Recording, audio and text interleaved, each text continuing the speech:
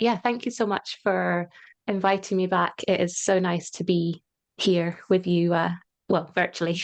Um, but yeah, it's lovely to be back. And yeah, I don't want to have a big slideshow presentation, but I know some people find it really helpful to see things as well as to hear them. So I'll try and do a bit of both to hopefully suit everybody. So yeah, a very, very brief introduction to me is that I had long COVID. It was not a great experience, as I imagine you guys can probably relate to. Um, and I have now fully recovered and have been recovered for a couple of years now. And one of the things that helped me the most was breathing.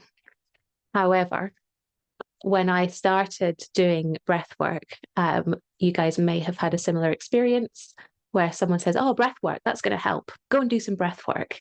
And you Google breath work, or maybe you start working with somebody and you start trying to do breath work because that's what you've been told is going to help. And it's kind of overwhelming if you were to Google breath work. I don't recommend you do it. But that there's a lot of different types of breath work or breathing retraining or whatever you want to call it. And every breath work has its place, but many breath works do not belong in this place. And I think that was what I discovered the hard way, was by trying to do the wrong things in the wrong way. So that is why I have now designed my own way of doing it, which I believe is appropriate for, I mean, I would say appropriate for everybody, but particularly in this space where we need to be gentle, or certainly to start very gently. So I certified as a Buteyko breathing instructor, and the exercises that I teach are modified Buteyko, using the kind of principles of Buteyko breathing, but making it appropriate, let's say. So my work with people is in both presentations and group sessions, workshops, classes, and also I work one-to-one with people, trying to help them to breathe well, but in a way that is appropriate and safe for them to do so, because it's very well saying, right, I'm going to breathe better. But if the process of trying to do that makes you feel worse, then that's not going to be helpful. Alongside that, I do a lot of work with the nervous system, because our nervous system is intrinsically linked to every system in our body. And the way that we breathe is it's really the only part of our nervous system that we can learn to directly influence, which makes it a hugely, hugely powerful thing. So I'm going to talk a little bit today about our breath. I'm going to try to introduce you to some different exercises. But what I'm also going to try and do is to link this to different nervous system states, because what is really important here is the right tools for the right time. So again, you may have had this experience where you tried a breathing exercise on a Tuesday and it worked really well. You thought, brilliant, excellent, nailed it. And then you wake up on Wednesday morning and you try the same exercise and it doesn't work. It doesn't have the same effect. Maybe it does nothing, or maybe it even makes you feel worse. And suddenly, well, what am I doing wrong? I did exactly the same thing today as I did yesterday. And the reason is that our needs change, but we need to understand why and recognize that in order to tailor different exercises to how we're feeling. So that's kind of what I'm going to attempt to do today.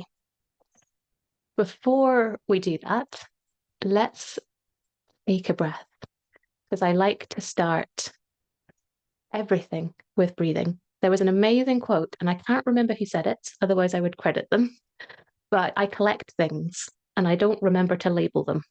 But this quote said something like, "The best response to anything is a breath."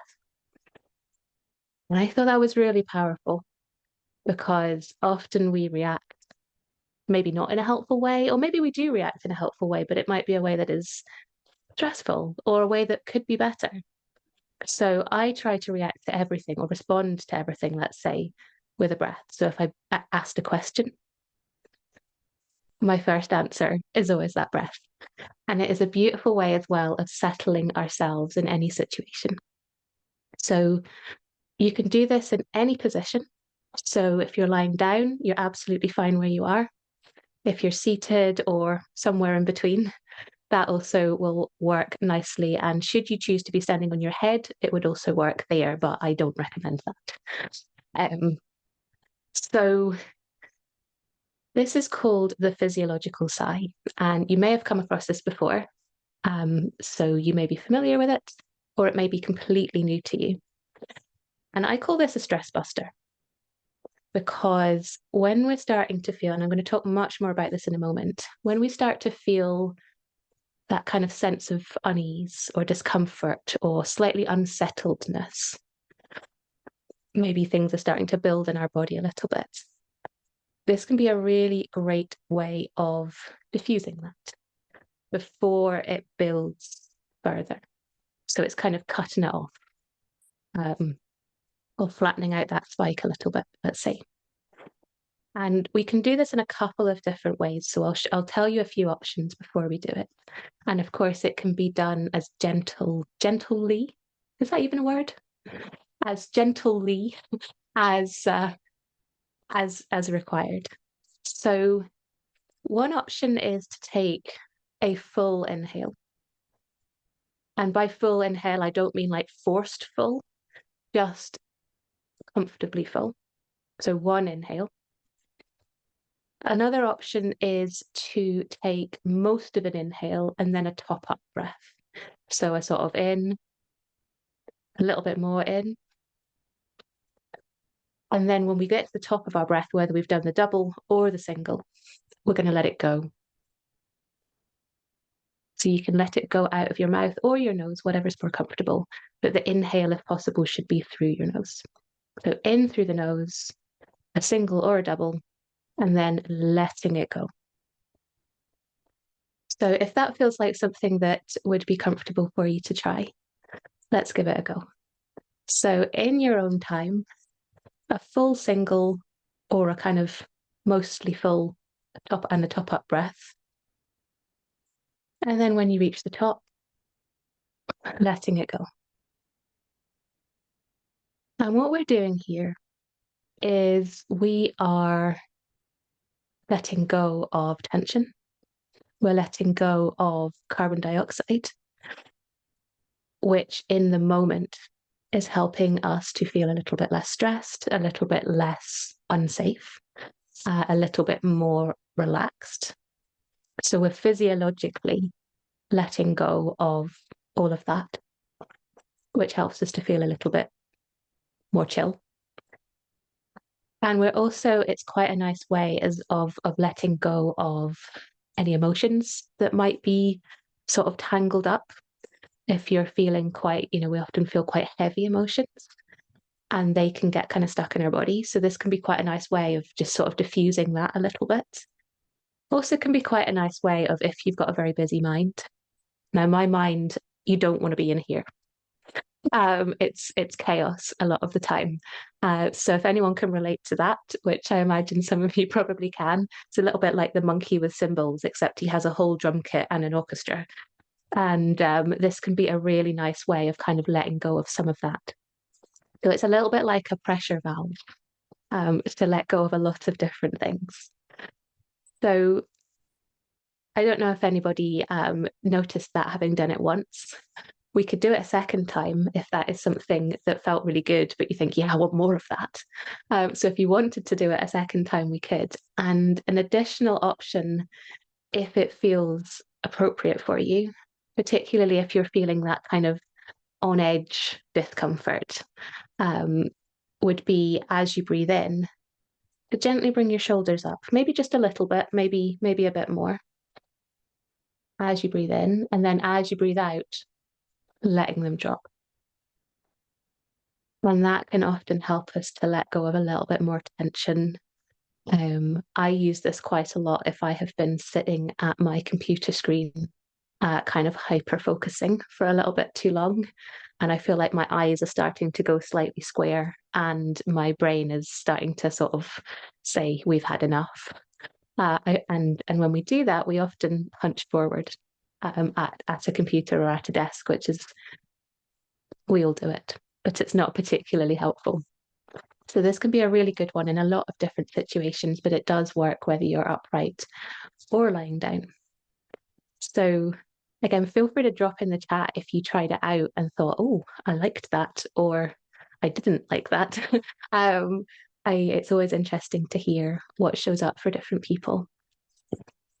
So do feel free to sort of, yeah, throw stuff in there if you like. I know some people don't like to, and that's fine, but I'm always a chatter. If I'm ever watching something, I always want to throw stuff in the chat. Maybe it's my way of taking it out of here and putting it elsewhere. I don't know. um, so as I said, this is a really great kind of, I call it a stress buster way of diffusing a bit of tension. You can see it as a pressure valve if things are starting to build up. And you can use it, do it a couple of times, and then you might find in an hour's time I need to use that again. Um, so it's absolutely fine to keep using it. What is useful to know is this something you use like 25 times a day or even potentially more? Because it's a really great thing to use in the moment.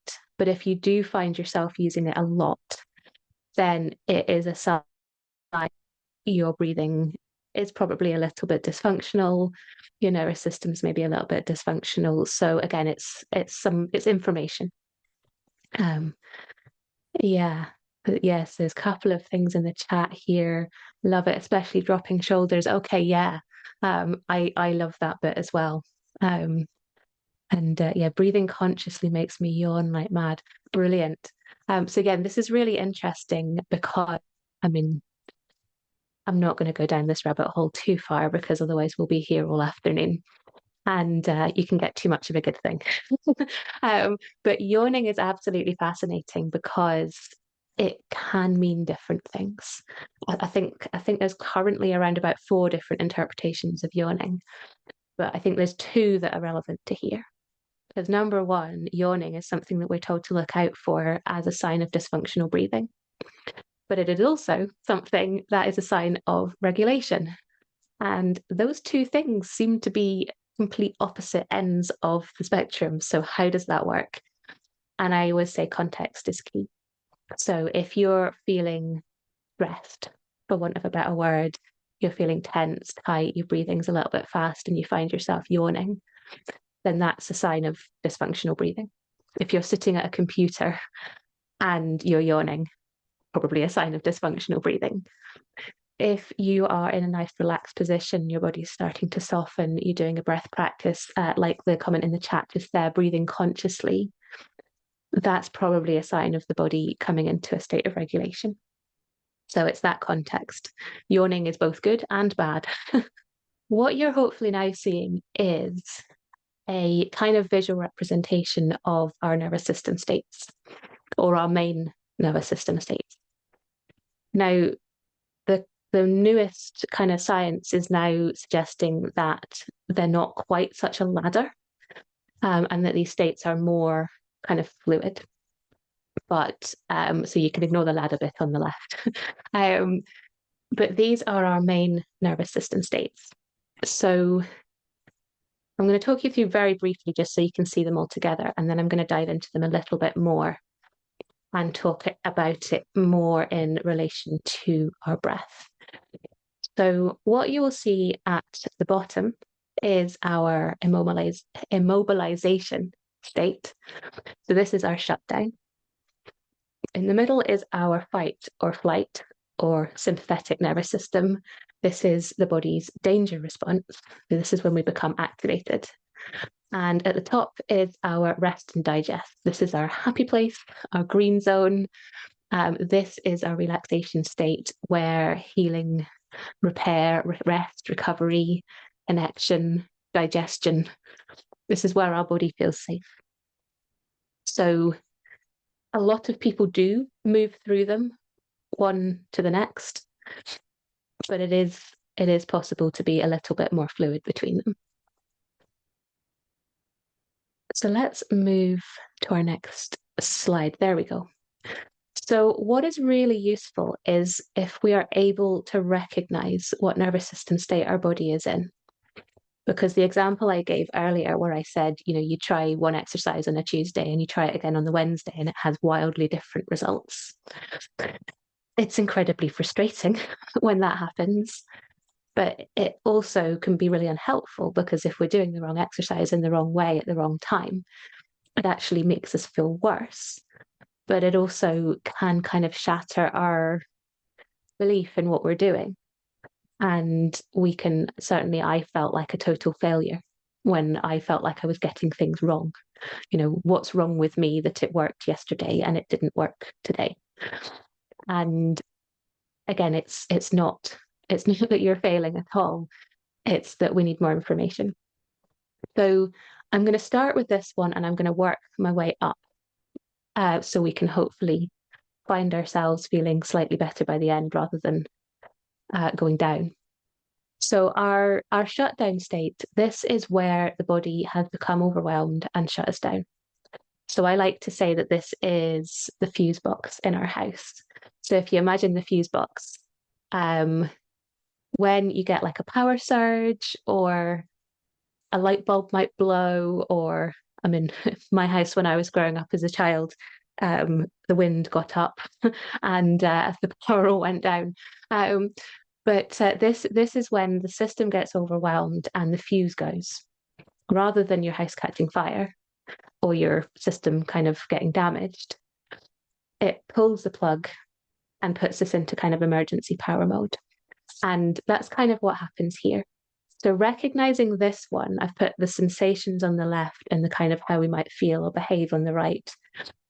We're looking at things like this is where we're getting that heavy fatigue. So a lot of people will call this a crash. This is where we have no energy. You can't lift your head off the pillow. Someone tells you to do something and you just can't. There's no pushing through here. You just can't. Things like constipation might show up here because this is where, we don't have the energy for it. So the sort of digestive system will shut down.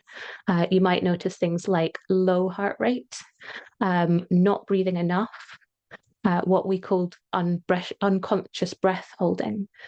So this is where you it sounds quite dramatic, stop breathing effectively. With kind of unconscious breath holds and then suddenly, oh gosh, I need to breathe. And again, it's because we're in low power mode. And in terms of feelings and behaviors, this might characterize itself as low mood, numbness, disconnection with ourselves and with others. Possibly depression, low mood kind of shows up here.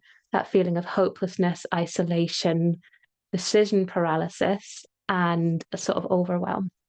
And by decision paralysis, I mean where you are trying to make a very simple, or what anybody else would call a very simple decision, and you just can't do it.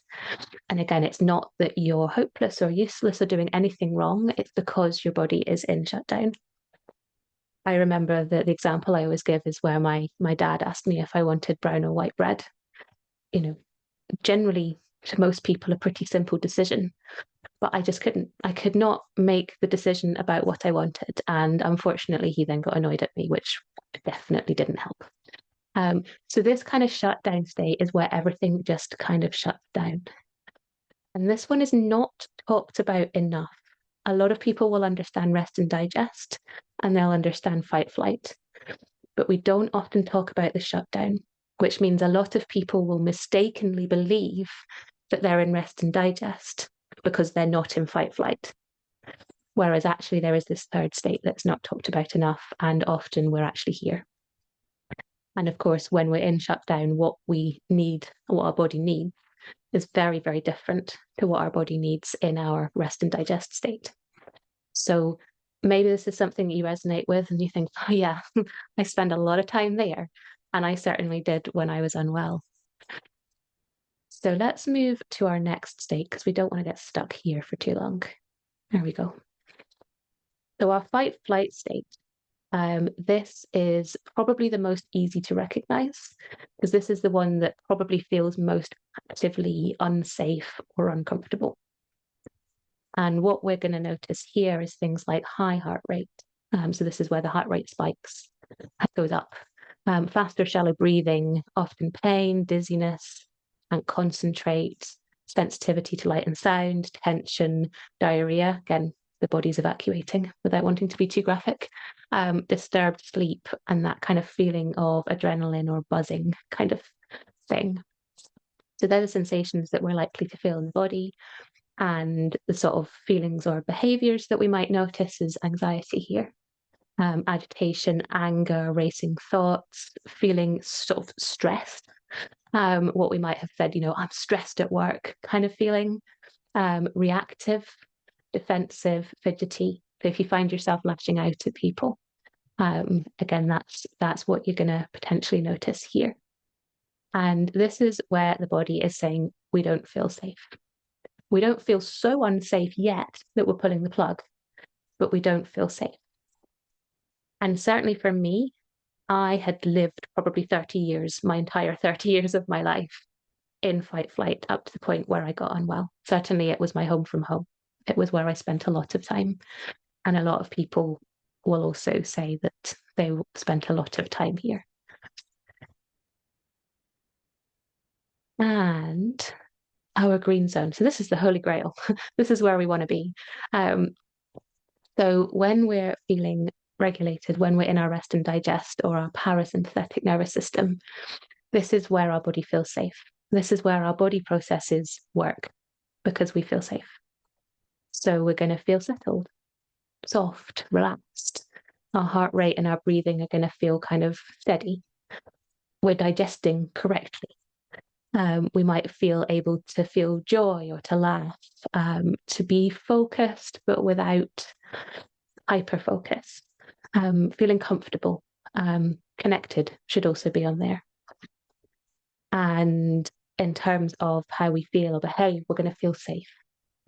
We're going to feel confident or capable. We're going to potentially be able to feel grateful for things. We're going to be curious. We're going to be playful, feel cared for, accepting. Oh, connected is on there. It's on the other thing. And we're going to feel like we trust ourselves, others, things around us. And again, when I started learning about the nervous system and these nervous system states, I looked at this one and I thought, that doesn't sound very familiar. I don't think I've spent a lot of time there. And actually felt really weird. It felt almost wrong when I started to spend more time here. So again, if this feels kind of unfamiliar, that's totally okay. So that's our kind of 3 nervous system states. And you'll probably, as I was going through that, be able to say, yeah, okay, I recognize some of that. I recognize some of that. Yeah, I often do that, or that shows up for me. And everyone's characterization of these states is going to be slightly different. We don't all look the same. Thank goodness, the world would be a boring place. But it's a kind of guide. And as we start to kind of notice what's going on in our body, that's where we're able to sort of say, okay, I'm feeling a bit fight flight at the moment. I'm feeling a bit shut down. And then we're able to start to tailor our breathing practices or whatever else we're doing to that rather than fighting against it. So let me go to the next slide and then I'm going to take this away so I can see you again. So it comes back to what are my needs? And in some ways, our needs are very simple. Now, they're not easy to do. They're often very difficult to do, but our needs in themselves are quite simple in that we need to feel safe. What our body needs to feel safe is going to vary person to person. It's going to vary situation to situation. And in some situations, it may feel much harder than others. But recognizing and meeting our needs gets easier the more we practice. So what you'll probably find, and I certainly did, I was like, okay, great. I just need to pick which state I'm in and then I'm fine. Then it's really easy. But often it's not as clear cut as you think it might be. You think, well, I don't know, I feel a bit of that and a bit of that. So what does that mean? And sometimes we're just plain wrong. Sometimes we think we're regulated and we're actually shut down, like I said a moment ago. So it is a process, and we are sometimes wrong because we are human, and that's okay. That's, that's part of getting better at it. Um, what our breath gives us is if we are functionally breathing. So functionally breathing is breathing in through our nose into our diaphragm, and the third part is slow, but I think it's more appropriate to say that it's to our metabolic requirements. Because if we are moving, for example, we're going to be breathing a little bit faster than if we're at rest. If we're moving more, we're going to be breathing a little bit more. So our slow is tied to metabolic requirements. So if we're breathing functionally, whatever we're doing, it gives us that kind of baseline. It's giving our body what it needs at quite a fundamental level. And that doesn't mean that other stuff isn't going to happen and make us feel unsafe, but the breath is giving us that baseline of safety. And that is what's going to help us to become more resilient. Because if we are breathing functionally, then anything else is going to have less of an impact. It will probably have some impact, but it's going to have less of an impact. So breathing well gives us this foundation. And then targeted breathing exercises for our different states helps us to meet our needs in each moment. So this is understanding what kind of nervous system state am I in at the moment? And then what is going to help in each moment? So if I'm feeling in fight flight, what is my exercise? If I'm in shutdown, what is my exercise? If I'm in rest and digest, hooray! How am I going to stay here? How can I maintain this place that I find my way back to? So I'm going to try and give you a little bit of an example, hopefully, for each state. So again, if anyone is sort of thinking, oh, yeah, I'm a fight flighter, or if anything, if you've noticed anything, then please feel free to throw stuff in the chat as we go through. And again, as you start to recognize maybe where you are right now, then as I go through a few examples of things that we can try in each state, then some of them will feel more appropriate to you in this moment because of where you are. And some of them you might find useful for another time when you're in a different state. Yeah, Fiona's saying, I feel like I'm in all three at the same time. I mean, that's quite impressive. What you will probably find is that, I mean, everybody is different. And, what I've just shown you is quite, I don't know if the word generic is quite appropriate, but, I am sort of generalizing.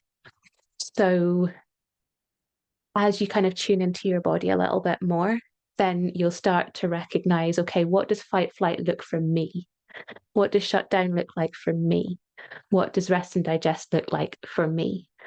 And you might find that they look slightly different to what I just showed you. But it is also possible for things to be overlapping. And maybe that's one for another time, is to talk about blended states. But it is possible to be, to be a little bit of both. And I think it generally comes down to how safe do you feel. And you might find that this becomes a little bit clearer about where you are in yourself just now as I talk through the next little bit. So let's start again with shutdown. So if anyone is feeling very shut down at the moment, then again, that is okay. It doesn't necessarily feel like a very comfortable place to be. And what we need in this state, we need to feel safe. And in order to feel safe when we're feeling very shut down, what we don't need is to push or to feel forced. Because if we feel that kind of sense of being forced or pushed or controlled or invalidated, perhaps, then what will happen is that we generally will, kind of crawl even further into that hole, into that kind of, I always kind of characterize shutdown in my head as a bit of a sort of dark cave. We're retreating, away from the world, away from everything, into the dark. And when we're in here, stopping fighting is always a good place to start. So certainly for me, I found that I spent an inordinate amount of time fighting myself, which has to be one of the most pointless things we can ever do. But it took me some time to work that one out. So what we need to do is to stop fighting if you feel like you are. And I don't like the word acceptance because I think it often is taken the wrong way. But it is almost that we say, okay, in this moment, this is where I am. So when I say acceptance, that's what I mean. Um, this is where I currently am, and I'm going to meet myself here. I'm not going to try and control myself or force myself out into anything. I'm just going to try and give myself exactly what I need in this moment. And what we need is what we call cues of safety. So these are things that are going to help the body to feel safe. Now, a lot of this is down to our breath, and a lot of this might be down to other things. So, what makes you feel kind of softly safe? And examples that I often give for me, and again, I'm not you, so you may feel very differently, but I like soft things. So, if I'm feeling shut down, what I need is a panda. So this is one of my many pandas. I have a lot of pandas. They're my favorite animal. It doesn't have to be a panda, but I like something that's soft. And I'll often sit with it on my lap or I'll curl up with it. People sometimes like things like weighted blankets. If you have a cat that will kind of sit on your lap and purr, then that might be something that works for you. If you have a very active, scratchy cat, then probably not. But if you have something that will kind of curl up around you or with you, that might be something that works. Familiarity feels really good in this state. So if you have a favorite song that makes you feel held, I would always put on the Lord of the Rings soundtrack because that is something that I love that makes me feel it's very familiar to me. I could sing the whole thing from start to finish. So things like that. What is it that makes you feel kind of soft and safe and held and supported? And yeah, some of them might be things, some of them might be people or animals. And in terms of our breath, this is going to be the gentlest things we can do. So it may even be a sort of mindful breathing where you're just watching the breath as it comes in and then out. It might be diaphragm breathing if that doesn't feel too effortful for you. Again, depending on where you are with your breathing. If you find that breathing into your diaphragm feels like hard work, then that's not going to be the exercise for you here. It'll be a great one to do when you're not in shutdown. And then as your diaphragm improves, then it might be accessible to you in shutdown. But if it's going to make you feel like it's effort, then it's not for now. So a mindful breath. I like an exercise that I call 10 breaths, which is just, as it says on the tin, it's 10 breaths. You breathe in and you breathe out 10 times and you're just watching it. And some people like to do it 1, 2, 3, 4, 5, all the way up to 10. And some people like to start at 10 and move back to 1. It's a sort of equivalent of counting sheep. So something like that, something really, really gentle. And how do we recognize that our body is liking this? Does it feel good? Does it feel good, or is it making you feel better, or is it making you feel worse? And if it's making you feel better, we often are going to notice things like saliva. We might start to soften. But what can also happen is that as we come out of shutdown, it can feel a little bit bumpy because sometimes we move, not everybody and not all the time, but we often move through that sympathetic state in order to get to our rest and digest. So if you feel a little bit uncomfortable coming out of shutdown, then I would say be more gentle with yourself. But also, it's okay. You might notice a little bit of that. So again, yeah, going gentle, and don't be surprised if it does happen. So that's our kind of shutdown. And what I always recommend to people is to make a list. It doesn't need to be a long list. In fact, a long list is probably going to be overwhelming.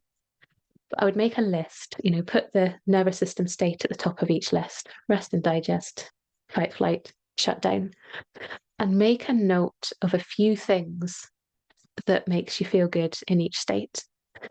So it might be shutdown, Lord of the Rings, pandas, 10 breaths, for example. That's kind of what my list would look like. Because when we move into our survival states, into our fight, flight, and into our shutdown, what happens is that we kind of lose access to the part of our brain that allows us to make decisions and that sort of executive functioning, so our prefrontal cortex. So anyone who, we're sort of moving into fight flight here now, anyone who has got an email that made them angry, and you see the email and you reply straight away, send. And then half an hour later, or the next day, or whenever you feel a little calmer, why did I say that? Why did I do that? The best response to everything is a breath. um, but that is that kind of decision making executive function that we've kind of lost access to because we've become activated because that email made us feel so angry. So, you know, it's a silly example, but we've probably all done it. Is you know, that's why I always say a list is useful, because if we become activated or we get shut down, it's very easy to say afterwards, oh, well, you should have just done that breathing exercise. But in that moment, it's impossible. We can't make that choice. We don't have the ability to make that decision. So I always recommend a list because then it's there for you. It tells you what to do. And also, if you have other people around you, sometimes they can even pass you your list and say, Jackie, it says right there. That's what you need to do. And then again, it takes that kind of responsibility out of your hands. It's someone else is able to give you a helping hand. Because I definitely find my partner's getting a bit of a razzing today, isn't he? But you know, if I was feeling terrible, I was feeling very activated, or I was feeling shut down, or just rubbish in whatever way, and be like, well, there must be something you can do. Why don't you just do a breathing exercise? Why don't you just do that? You know, you've got things that you know what to do. And I would just be kind of like that deer in the headlights, you know, it's like, you know, I know the thing, I know there's something I could do, but I just don't really know what. So hence the list. So in our fight flight state, again, as I said, this is usually the most easy to kind of recognize for most people because it's kind of uncomfortable. I mean, none of them, you know, our shutdown isn't comfortable either, but we tend to feel more numb in that state. Um, when we're in our fight flight, our body feels unsafe. So we've been activated because it's sensing danger. And whether that danger is real or not doesn't matter. The fact is that we've sensed danger. So it might be an email that's made us very angry. It might be that we're a deer on the savannah, gazelle on the savannah. I think my yeah, not quite getting my animals and my continents the right way around here, am I? But you get the picture. You're a deer on the savannah being chased by a lion. It could be any number of things, and it doesn't matter because the body will have that same response. So we felt activated. How do we make ourselves feel safer?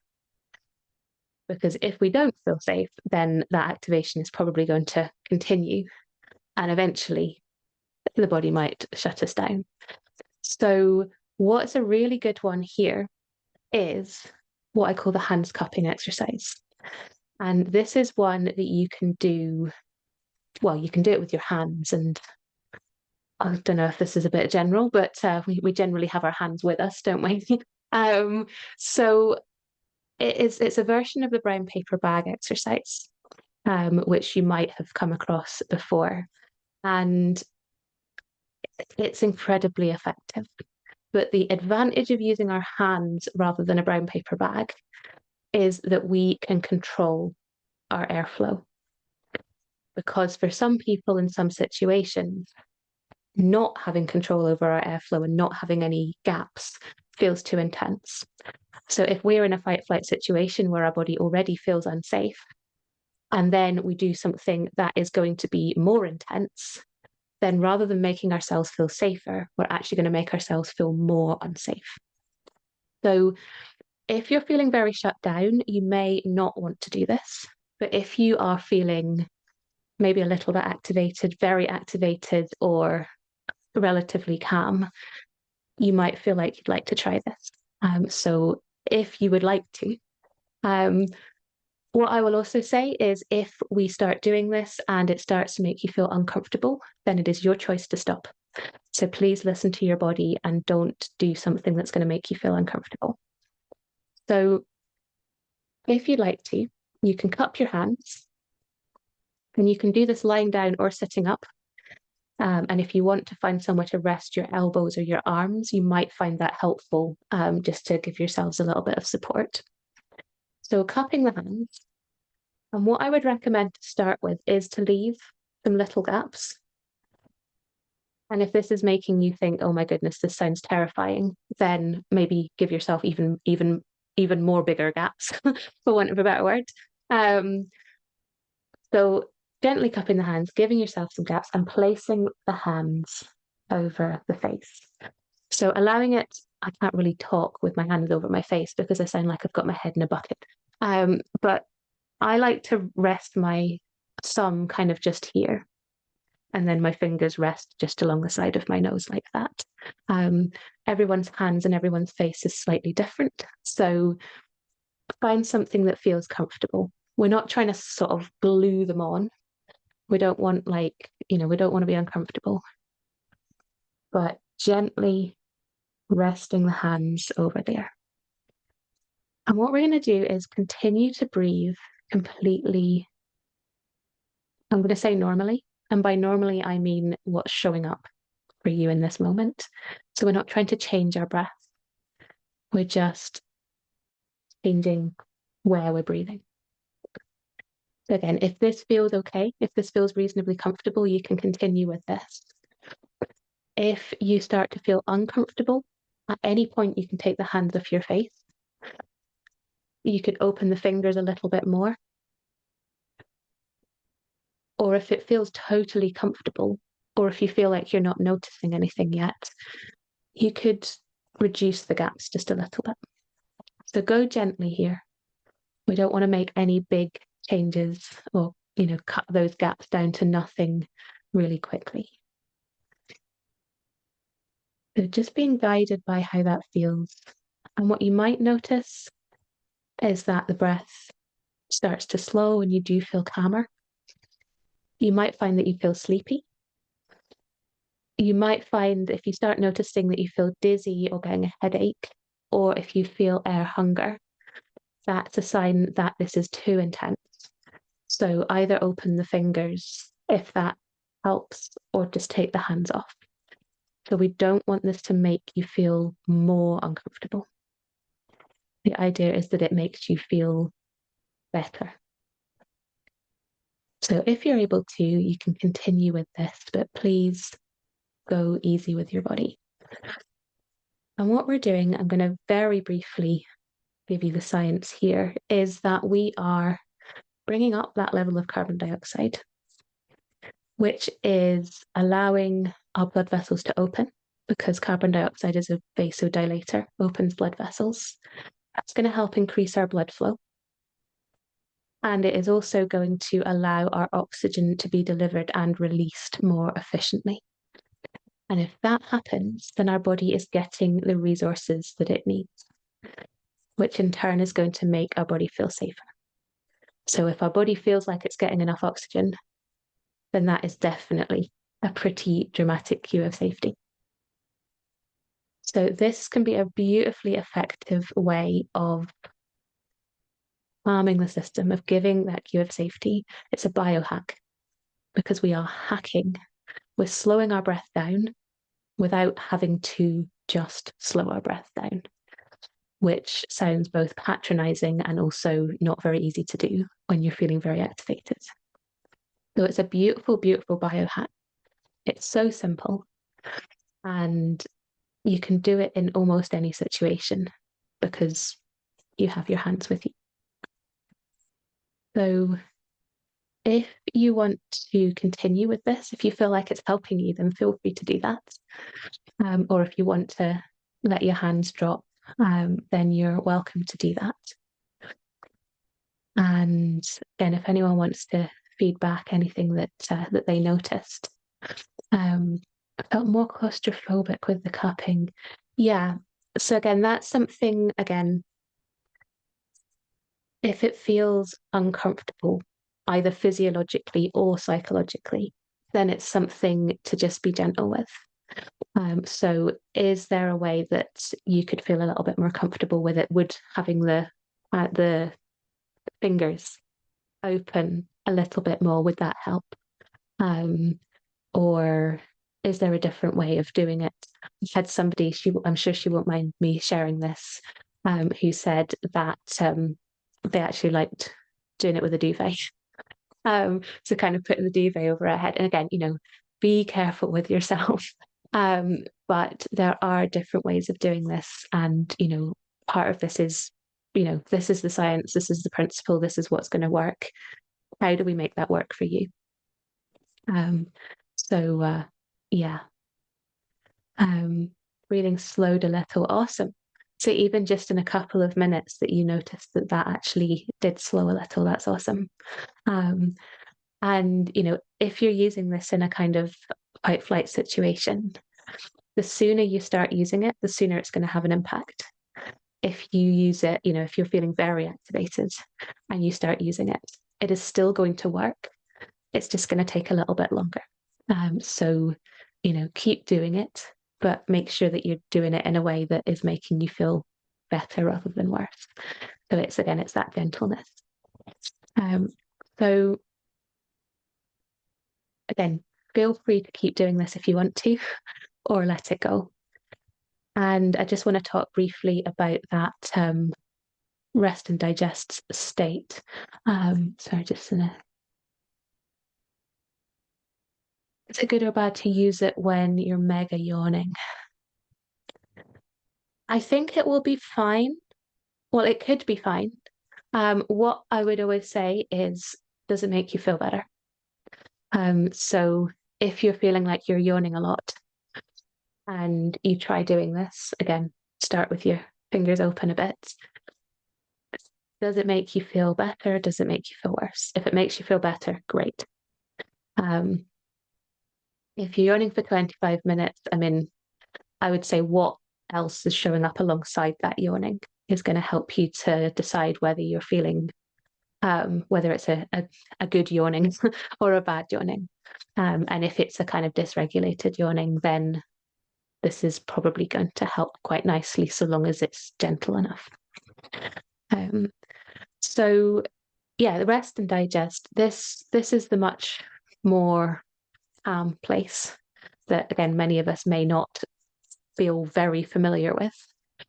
And this is the place of possibility. This is the place of connection. This is where we feel we can look people in the eye. And if we've found our way here, we want to stay here. We want to stay here as much as we can. Or this is where we want to be our default. So our rest and digest is in the driving seat. It's totally normal for us to move into other states. But what we want to do is to come back home to our rest and digest. So if we are finding ourselves here, if we're feeling in this more relaxed state, how can we stay here? And it's doing things that make us feel safe, doing things that make us feel relaxed, that give us joy, however small they are. And in terms of breathing, things like extending your exhale can be a really nice way of staying here. And we can do that by just extending your exhale. Some people are quite happy to breathe in, and you can do this while I'm speaking if you'd like to. Breathing in and then breathing out and making that exhale just a tiny bit longer.